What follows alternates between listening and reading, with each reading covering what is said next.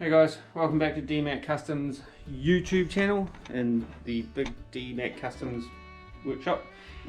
If you watched the video on making the sill plates for the Area 51 project, that little sucker behind me there, you'll see when I was using the bead roller,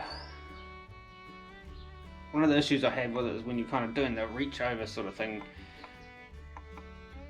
That sounds really bad, the kind of at the handle going over the thing. I'll put a video up, a little clip there, that's when I kind of end up going off my line sort of thing because I'm kind of overreaching. It's really a two-man thing with a handle like that. Now I talked about wanting to motorize it, whereas I don't know whether I'd use it enough to kind of warrant motorizing it, so I'm gonna put an old steering wheel on it so I can kind of feed it through rather than try to crank that handle over, and look at bracing it up a little bit because you can see the flex in the old steel. So got a plan, let's get at it. Looks like it might be somewhat successful. Dang seagulls.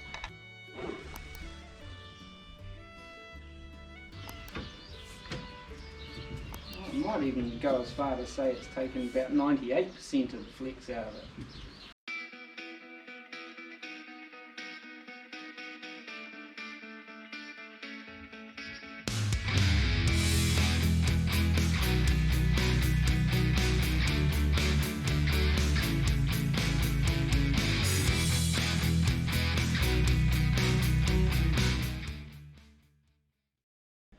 Okay, so here's my Eastwood bead roller in all its glory. And this is the handle that I was talking about before. So when you're kind of like reaching over the other side, it's sort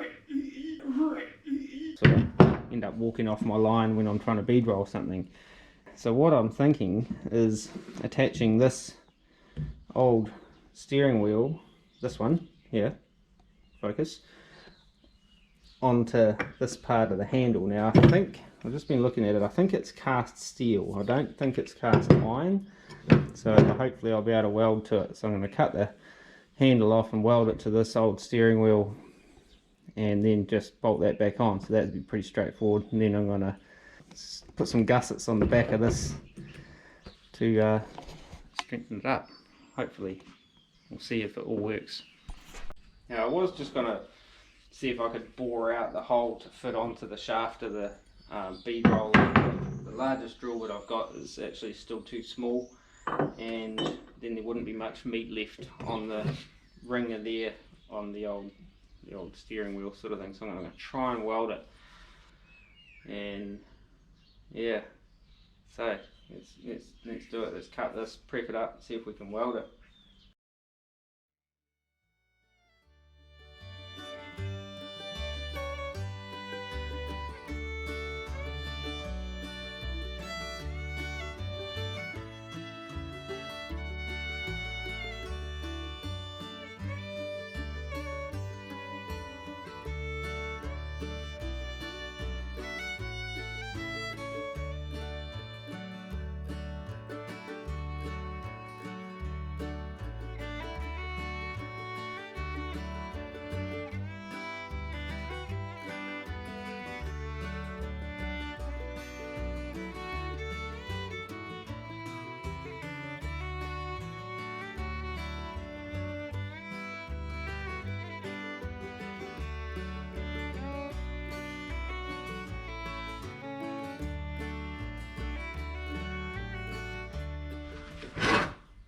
Okay, so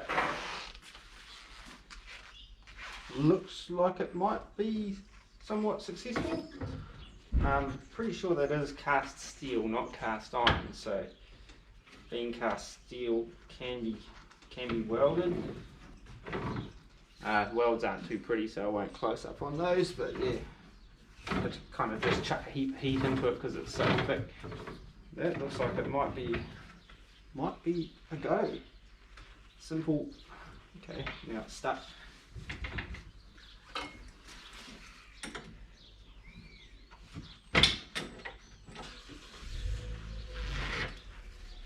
Cool, leave that to cool off. Have a look at the bracing up the back of it. Got got a bit of a plan. Like most people tend to use what do you call it, like box section or RHS or angle iron or something like that. Now I have got a couple of pieces of RHS that are probably heavy enough, but kind of almost too heavy, and I've seen people do it successfully with angle iron. But what I'm going to use is some flat bar. We call it flat bar here in New Zealand. It's like, I think it's like 50 by 5 mil flat bar. In the States and that they seem to call it strap. This stuff I'll show you.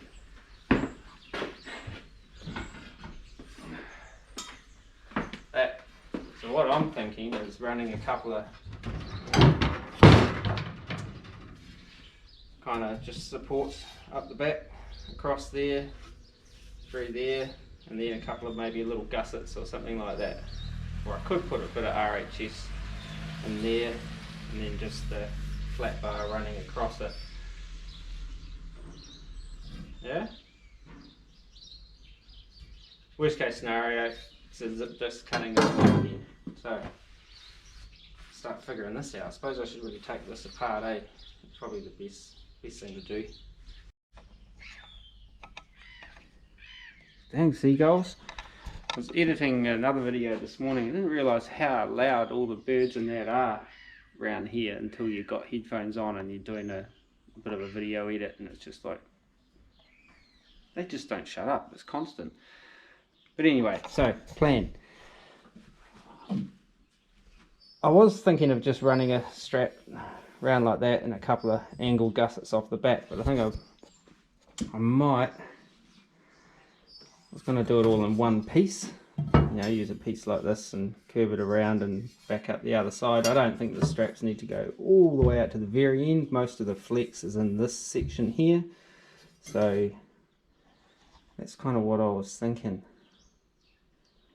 I still might do it all in one piece of flat bar, curve it around, run it up there, and I'll run it up the center of each leg on the bead roller. The reason I want to do it like this and not put big bloody heavy wall RHS and that in there is because it gets really heavy. It's quite a heavy little sucker anyway to drag around the garage, but until it's on its own stand with wheels and stuff, I still want it to be relatively manageable.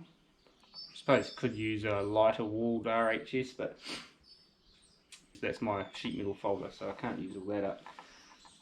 But I have got a couple of bits that I'll use, yeah. So I thought maybe, unless if I don't do it all the way around, I thought about putting a piece of angle going through there like that. Or should it go like that?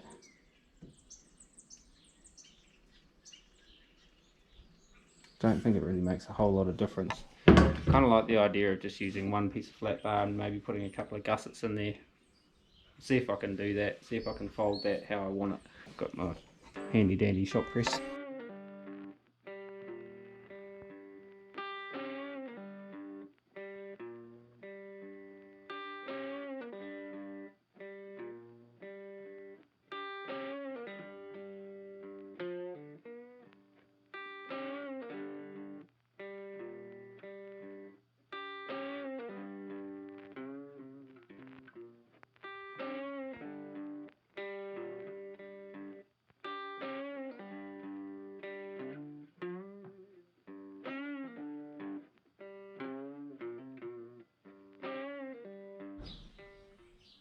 Alrighty, so here's my plan. See, it's just basically welding that onto the back. I was thinking of pulling it forward that way, but I think you'll still get a twist that way. So if I weld it a bit closer to the bolt point where the rollers, the bars bolt onto or whatever, this section here, I think will stop the walkout on the top arm, as long as I kind of get some good welds through this area here. Maybe you reckon? Good practice for trying to do some nice beads rather than just tacking sheet metal and stuff, but I'll give it a try.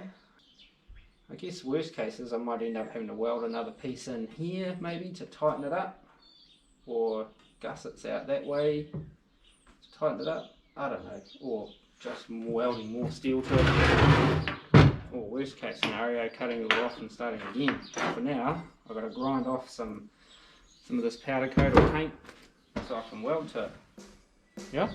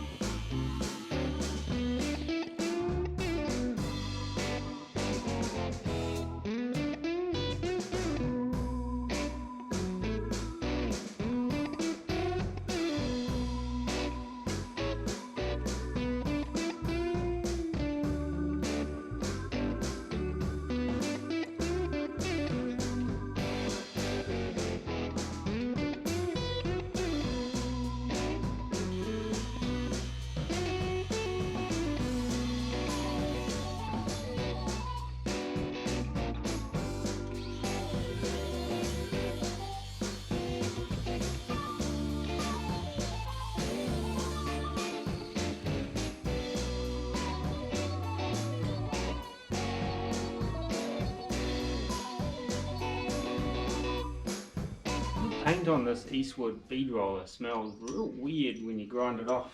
It doesn't smell like normal paint, and it's real thin too. It doesn't actually take much, especially down the end, to actually get it off. But could be a powder coat or something of some sort, I guess. But yeah, strange smelling stuff. Mind you, I did get the Rona the other week, and they reckon you lose your sense of smell with that. So it could be coming back and everything's just smelling a little bit weird. Who knows?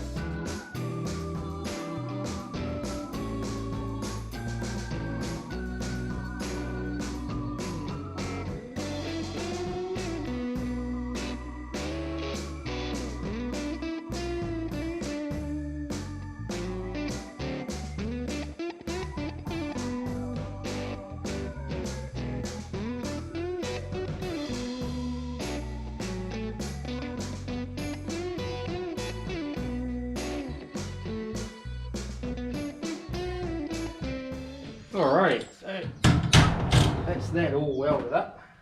Practiced a couple of different welding techniques on there just because I had the opportunity, and it's not really that important sort of thing. So I tried doing like the C's and then just round and rounds, and I don't know which is better really. They sort of kind of had good success with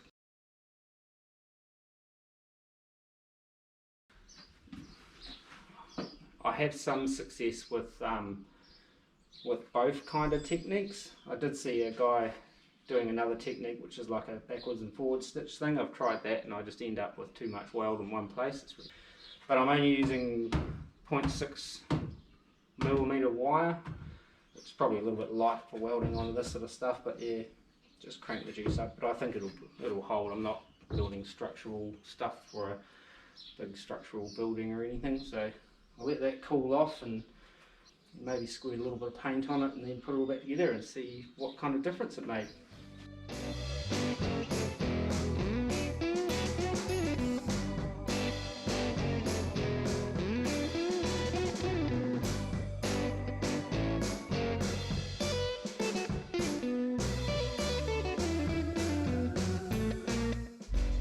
Alrighty, so I'll let all this dry off and cool down because it's actually still quite kind of quite warm from all that welding, but hopefully it's not all warped to buggery, but it shouldn't be. I sort of moved, oh, I don't know, hopefully not.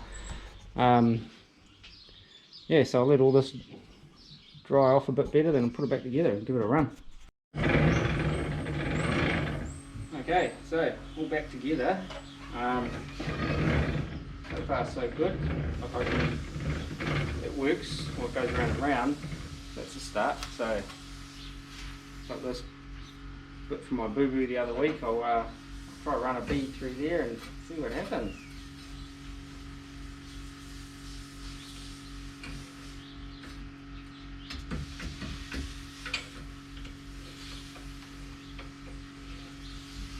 Put a bit of pressure on it, see how much flex it's still got in it. 3.5 turns.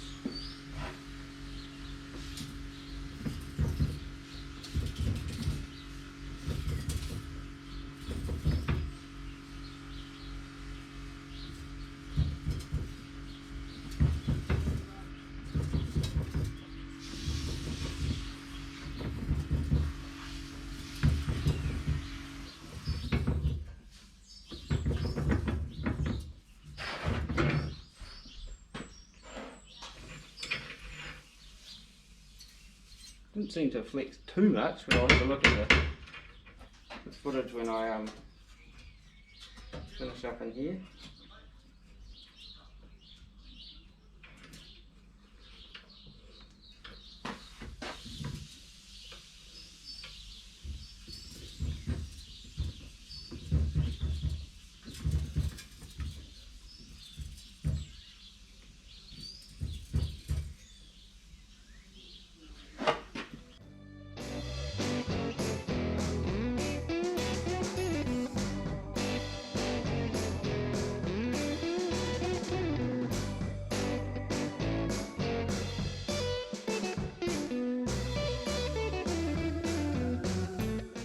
Right, well look at that, it's raining like cats and dogs out there at the moment, but it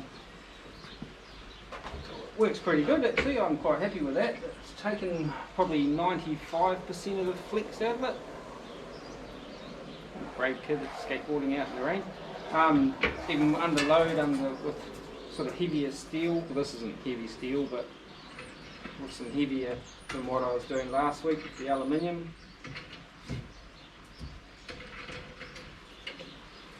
Change the dies just to sort of see what another set of dies will look like. Putting the wheel on there means I'm not like going, I just got to get out of that habit of trying to roll around with it, but it means I can just sort of stand here, look at it and go like that. Be able to follow my line better without going like that. Look at that, make one of them howl. I might even go as far to say it's taken about 98% of the flex out of it. Cool. Happy with that. I probably won't do any bead rolling for months, but now it's done. Yeah, because every time I go to do some bead rolling I think, oh, I should have done that bead roller mod, and then I just want to get on with the job at hand, so I end up not doing it. But now it's done, it's ready to go for the next little project. Cool, hey. Get on the skateboard again, he's hardcore. On the downside, my straight edge thing that I made a while ago doesn't fit anymore, now it hits my bracing. Might be right for close stuff, but I can't take it further back. Dang it. I'll probably modify this though and make it work, or actually do it how it should be and mount it down lower on the old on this inside part. Somehow. We'll cross that bridge when we come to it. Who did it? She's raining out there. Well guys, that's where I'm going to leave this video on modificating on the old Eastwood bead roller. Much happier with usability of it now and the lack of it flexing and stuff like that is going to make my bead rolls just a little bit more accurate. So yeah, so if you like that video and you want to see some more action from the old DMAC Customs YouTube channel, the old Area 51 project, the old Morris Miner, and the bomb truck, which is normally parked here but it's not at the moment, yeah, subscribe. Don't be a pussy, subscribe. And if you want notifications so you even get a little email and stuff like that that tells you when the new videos come up, hit the little bell. Got any suggestions or comments or whatever down below. And yeah, but yeah, as always, thanks for watching. If you're still watching at this point in the video, really appreciate it. And yeah, till next time, take it easy and peace.